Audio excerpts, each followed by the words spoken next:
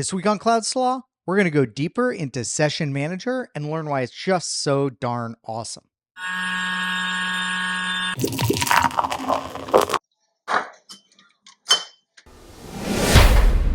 Before we get into things today, I want to give you a little bit of a story of my personal pain and suffering. So you see, back in 2010, when we built and started teaching the Cloud Security Alliance CCSK training class, we ran into a little obstacle. It turned out that a shocking number of students didn't know how to make an SSH connection. It was a real WTF moment until I remembered that not everyone comes from this Unixy console background. And if you're a Windows administrator, how and why would you ever learn the ins and outs of handling an SSH key? Now, it doesn't excuse the 25% of students in my advanced cloud security and applied DevSecOps class at Black Hat who didn't know how to SSH. I mean, did you not expect to use a command line in an advanced class at Black Hat? But I digress. A few years ago, AWS added Session Manager, which we've been using. And this was a major boon for people like me running training classes because I didn't need to have students mess around with keys and hope their corporate laptop didn't lock out SSH. But Session Manager is so much more, and today we'll dig a little deeper into it and play with a couple of additional features. Let's start by talking about why SSH over the internet itself is bad. When you're using public cloud like, I don't know, AWS, we have to manage everything over the internet. We can't walk over to a server and log in. We have to connect to it remotely. No biggie. We've been doing that in and out of our data centers for decades. And for decades, remote access via SSH or RDP, remote desktop on Windows, has been a major source of security breaches. And it's still true in cloud security today. If you post something with port 22 on the internet, and that's the SSH port, it's going to be nearly instantly attacked. You're mostly fine if you're patched and up to date and you're not using static usernames and passwords, mostly. To prevent this, we tend to use VPNs or jump boxes, which are these really hardened servers designed to give a dev or an administrator access to a private subnet. And that way we can put all of our servers with SSH on those private subnets. These are just hardened portals on the internet that serve as a bridge to get into the private network. SSH also has another annoyance when operating at scale. So not only is it all the internet exposures and that's a big source of attack and breaches, it's managing all the SSH keys.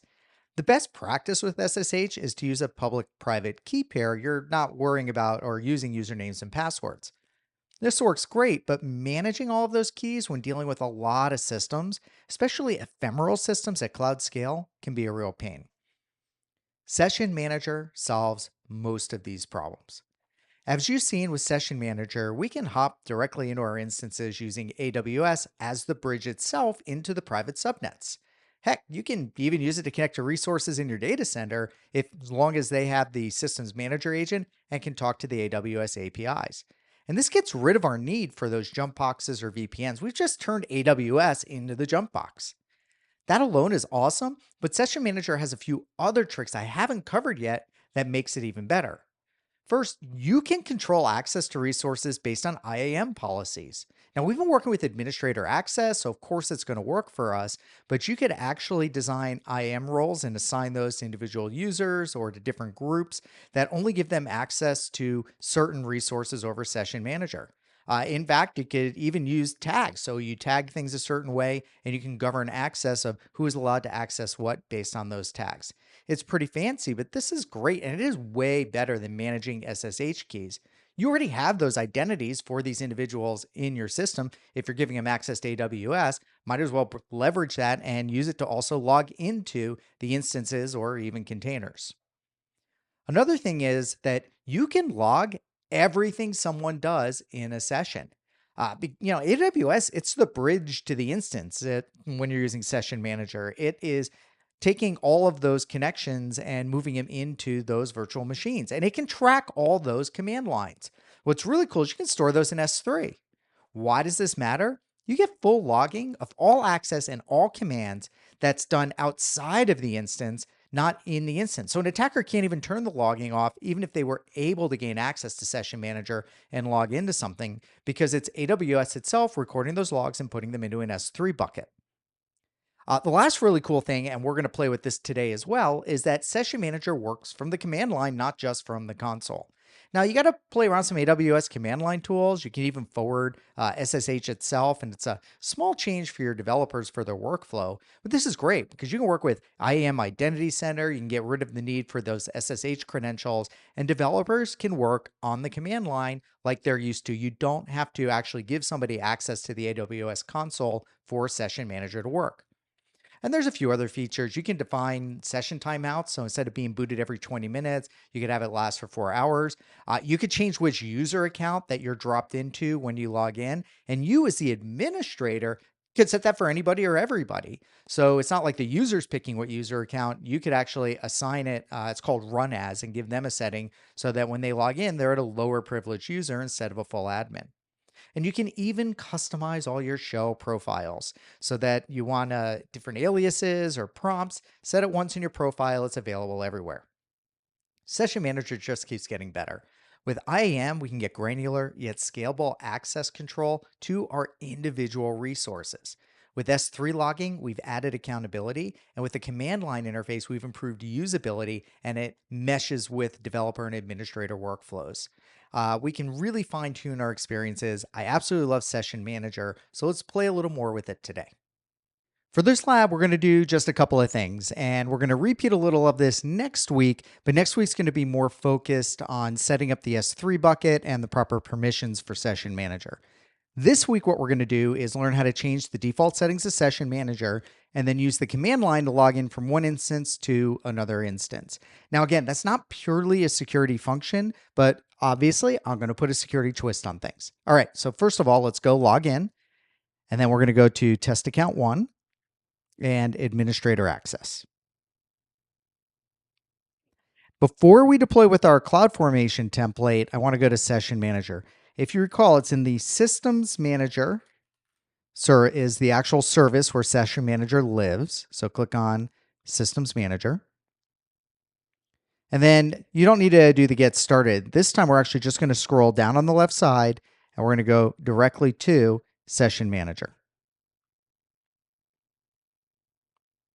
You can actually see I had a whole bunch of sessions up and running, and this is the history. I actually have some testing and stuff in here. I'm not going to manage it from here.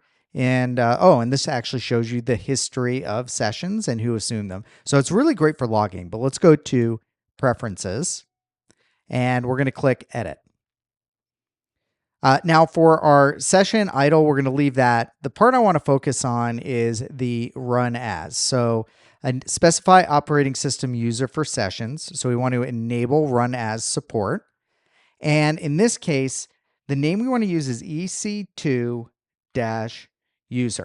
And this is the name in the default version of Amazon Linux for the default user. But you could imagine if you're configuring things in your own organization, you could specify a user account in your image with a subset of permissions. Now, this EC2 user has full admin. It do super user stuff on the instance. Not going to go into details because you're not all Linux people. But EC2 is the default user for Amazon Linux. However, in your enterprise environments, you could actually specify that to be any user, and that user does not need full administrative privileges. So it's a nice way to be able to scope down. So when we log in now, we're going to log in as that EC2 user. Now, if that user account doesn't exist, this would not obviously work. But this is going to work for us because of the way that I've got the constraints set up. Okay. So we're going to scroll down. We're not going to enable logging this week because we have to learn a bit about setting up permissions to log into S3. So we're going to cover that one when we have a little bit more time. And then let's go all the way down and we'll click Save. Okay, so now we're going to do is a run as that EC2 user. So this is all set. All the configuration settings for Session Manager that we want for at least for this lab are here. Let's go to CloudFormation. This is where you're going to need to go back over to the blog post, go to create stack, and it's https:// and the thing I put on my clipboard. lab34.template. You do want to copy and paste that. Don't try to type it in. Let's click next. Stack name we're going to go is S.L.A.W. Click next. Scroll down, click next. Scroll down. You getting familiar with this one? We do it all the time. Click submit. Okay, so while this is running really quickly, a couple of things in the template I wanted to cover. It's exactly what we built last week. And if I scroll all the way down here, let's see, there's the NACLs, there's the subnets, the security groups. Here we go. So I added in the VPC endpoints. So this is creating the 3 VPC endpoints that we covered in our previous lab. So we're using VPC endpoints. We're not actually using the NAT gateway this time because we're trying to keep everything nice and secure. Then we have the IAM role. I had to give it some more permissions. And the reason is we're going to use one instance to log into another instance. Now I over permissioned it a bit because it just makes it easier for using this CloudFormation template for our lab purposes. But I would be able to scope that down in a real environment if I was going to allow this to a subset of permissions. For what we're doing, this works fine. It's not even that big of a security exposure at all. Then the other thing is I am using a different AMI. So the images we're using, it is still the default Amazon Linux that you would get just by clicking through in the console. The difference is I built my own image that has the SSM extension installed. So there is a plugin you need if you want to actually make those command line connections to SSM. And because we're logging into one instance in the portal and then using in the console and then using that to connect to another instance in the console, we actually need that permission. I could have scoped it down and written a custom policy, but because we're just trying to make this fast and easy to use for the lab purposes, that I gave it the permissions and then I installed the plugin automatically into my own AMI. But those are the only differences. Everything else is the same. All right, I'm going to hit refresh, but I think this is still deploying. So I'm going to go ahead and we will pause the video while the stack finishes up. And by the time I was done talking, it was pretty much just about complete. So everything is done. Let's go log in. And let's go to EC2. And this should all look familiar. We're just going to log into Session Manager like we did before. We'll click Instances. Now, sometimes, as before, it might take a few minutes to burn in for those endpoints to register. And you can see right now that it's a little bit hung up. So what I'm going to do is I'm going to pause the video. I'm going to wait about 3 minutes. That's usually good enough. Again, we're moving too fast and the agent hasn't had a chance to register itself with the service. So let me pause and I'll refresh and I'll let you know how many minutes it took. That was actually only about 1 or 2 minutes. I hit refresh and now I can connect. So let's go ahead and we'll hit connect. And we're going to do 2 separate things once we get connected here. So I'm logged in and you can see just like before, if I do ls, it's going to show me because Session Manager kind of drops us into a weird directory. But if I go to type in, and let me do clear, so it's nice and clear here, who am I? You can see I'm now logged in as that EC2 user. And if I go to CD and then the tilde sign, that means change directory to the home directory, hit enter. And then I hit ls and you can see there's nothing in there because it's a new user with a brand new directory.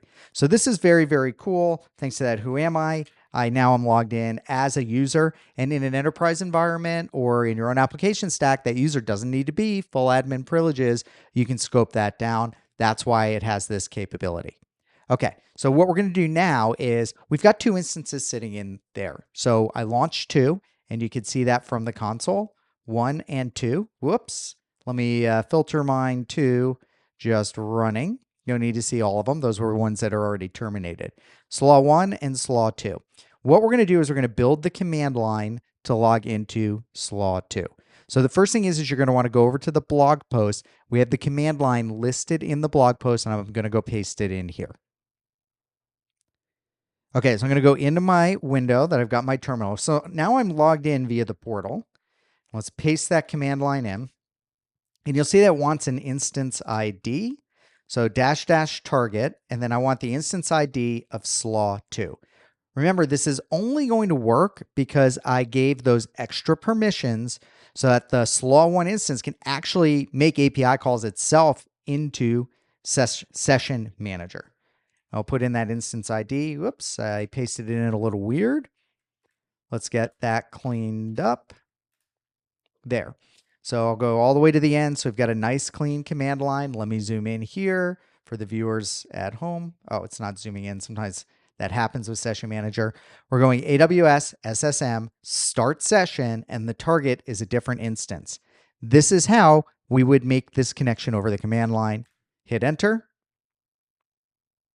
and it's now starting a session. Okay, that doesn't look like much, but this is very cool. We have logged into one instance, and then we have used that to connect to another instance. Both of these are on the private subnet. Neither one allows an SSH connection. So we were able to demonstrate a couple of key things here. Logging in using a different user account. We're still using our VPC endpoints to do all of this, so it's a fully private subnet. And then I'm logging in from one instance into another instance, doing it all on the command line this time. And so if you want to run the command line tools on your own desktop or wherever you're working on that given day, you can do that. You don't have to actually log in using the portal. So it allowed us to demonstrate a few different things. In summary, and then I'll show you how to do the cleanup. What we did is we changed that user account that we're using, and then we set everything up so we could log into one instance and then use that on the command line to log into the other instance, showing some advanced skills. But both of these are really great for security because now we can give our developers that full command line experience without having to give them access to the portal or forcing them into the portal. The console, they call it portal in Azure. You can tell I've got scars from that. All right. We're all set here. Let's shut everything down. It's really easy this week. We didn't build anything extra that we have to worry about. So I'm going to go in. We're going to terminate this window. We're going to close things out. Oh, and again, if you want to explore, you can explore. Oops, I had already done the terminate. You could explore and look around that operating system. We're going to terminate that connection. And then I'm going to go back to CloudFormation. And because we created everything with CloudFormation this week, it's going to clean itself up pretty easily. Hit that checkbox, hit delete. Hit delete, and let this run for about 5 minutes. It'll clean everything up. You won't have any billing or charges from this week to next week. You're all good to go. That's it. Hope you got something out of this lab. Have a great week, and we're going to come back to Session Manager and look at that logging in our next one.